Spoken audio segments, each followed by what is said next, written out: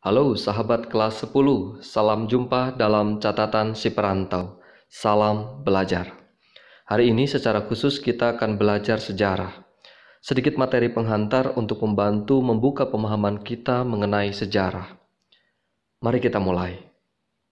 Apa yang terlintas pertama kali dalam pikiran kalian ketika mendengar kata sejarah? Kuno? Purba? Kerajaan? Hafalan? Masa lalu? Membosankan? Tidak berguna? Atau justru malah asik? Jarang sih kalau asik ya. Oke. Sejarah mempunyai peranan yang sangat penting bagi kehidupan umat manusia. Hanya saja, banyak dari kita yang belum menyadarinya. Atau sadar, tapi justru malah menyangkalnya. Jika menurut kita sejarah tidak penting, bukan berarti sejarah itu tidak penting. Bukan sejarahnya yang salah, tapi bisa jadi pemahaman kita sendiri yang belum sampai ke sana. Atau justru pemahaman kita itu masih keliru tentang sejarah. Maka inilah perlunya bagi kita untuk memahami kembali apa itu sejarah, untuk apa kita mempelajari sejarah. Sejarah dan nilai kebergunaan sejarah itu dekat sekali dengan kehidupan kita umat manusia. Begitu dekat dengan kehidupan kita sehari-hari. Mengapa kita tidak dapat melihat, kita tidak dapat merasakannya? Ada yang menyadari tapi mengingkarinya. Mengingkari nilai kebergunaan sejarah itu adalah suatu sikap yang konyol dan suatu kesombongan. Mengingat kita dibesarkan dalam ruang dan dimensi sejarah, masa lalu, masa kini, dan masa yang akan datang. Ada juga yang mengatakan, buat apa sih sejarah itu dipelajari? Masa lalu ya sudah, lupain saja.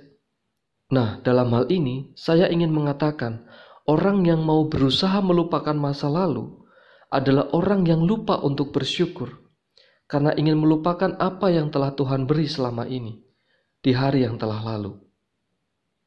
Itu kesalahan kita dalam memahami sejarah masa lalu. Masa lalu bukan untuk dilupakan. Sepahit apapun, masa lalu semestinya menjadi pijakan bagi kita untuk masa depan. Masa lalu bukan untuk dilupakan, tapi harus dievaluasi, diolah, dan dipelajari untuk bekal memperbaiki sesuatu, memperbaiki diri kita, memperbaiki hidup kita di masa kini dan juga masa depan. Jadi masa lalu adalah bekal bagi kita untuk masa depan. Jadi mereka yang meremehkan masa lalu, mereka juga meremehkan masa depannya. Tapi tidak masalah. Itu bukan murni suatu kesalahan hingga membuat kita berpikir demikian. Mengingat selama ini di sekolah-sekolah, sejarah hanya diajarkan tentang hanya berupa hafalan semata, tidak berdaya ubah, kering, dan sejarah seolah hanya peristiwa mati tidak berguna. Sejarah semestinya membuat kita belajar dan membuat kita berpikir, membuat kita sadar tentang arah masa depan. Sebab itulah kegunaan dari sejarah. Mempelajari sejarah masa lalu itu bukan untuk masa lalu itu sendiri, tapi justru untuk masa depan. Itu poin pentingnya. Sejarah semestinya memberikan kita arah untuk menjadi lebih baik, lebih cerdas, dan bijaksana dalam mengambil langkah-langkah di masa kini dan masa yang akan datang. Sejarah semestinya menjadi sumber inspirasi dan motivasi bagi siapapun yang mempelajarinya. Sejarah itu lebih daripada serangkaian hafalan peristiwa. Bukan sekedar urutan peristiwa semata. Sejarah lebih daripada semua itu. Dengan belajar sejarah, diharapkan kita dapat melihat masa depan. Sejarah membantu kita untuk menjadi orang yang berpikir kritis. Membuat kita berkembang daya nalarnya. Dengan mempelajari sejarah, juga akan membantu kita untuk berpikir multidimensi. Mempelajari sejarah juga dapat membuat kita bijaksana. Mempelajari sejarah juga dapat menjaga eksistensi suatu bangsa, bisa menumbuhkan nasionalisme dan lain sebagainya. Dengan belajar sejarah, kita dapat belajar untuk lebih menghargai waktu.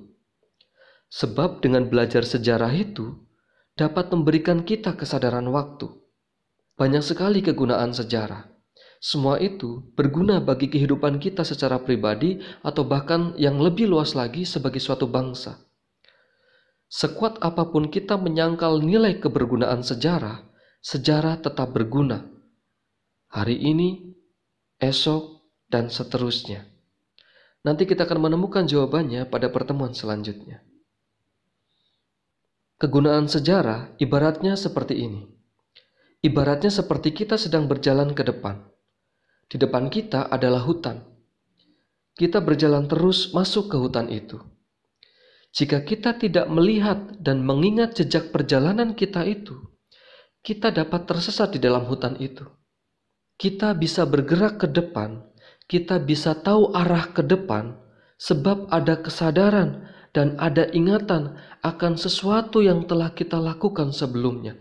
Sesuatu yang pernah terjadi, sesuatu yang pernah kita alami sebelumnya.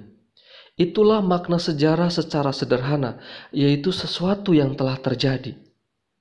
Tanpa ada ingatan masa lalu, sesuatu yang telah terjadi, kita tidak dapat berbuat apa-apa. Kurang lebih sama seperti orang amnesia. Ibaratnya hanya bisa terbengong, tidak tahu apa-apa. Kosong. Kita tidak dapat membayangkan apa yang terjadi jika otak kita kosong sama sekali, tidak ada ingatan akan masa lalu. Baik, itu analogi yang begitu sangat sederhana yang dapat menggambarkan pentingnya sejarah masa lalu bagi kita. Di dalam sejarah dikenal ada dimensi waktu, yaitu dimensi masa lalu, masa kini, dan masa depan.